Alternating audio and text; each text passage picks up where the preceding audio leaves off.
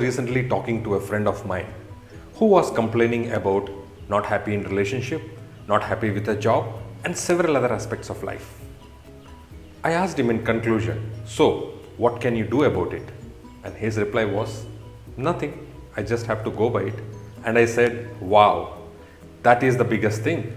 Now accept the fact. The reason?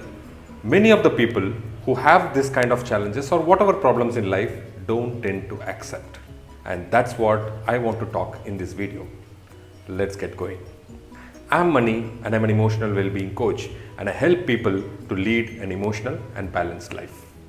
Now, coming to the topic of acceptance, this is one thing which everybody need to understand, that as human beings, we are blessed with problems. We are blessed with challenges. That is a part of life.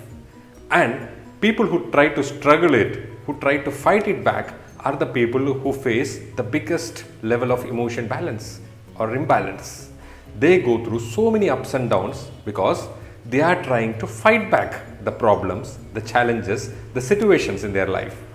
Instead, how nice it would be if you accept that as a part of life and then try to solve it. I often tell this to people, the clients whom I talk to, is this is the first and foremost thing that you need to implement in your life. Rather than comparing yourself with others or seeing the other aspects of life and saying, I don't have this, I don't have that. Start to accept what you have, because you have many more things which others don't have. And that awareness or that knowledge comes only when you start accepting. And how to do it? It's through practice.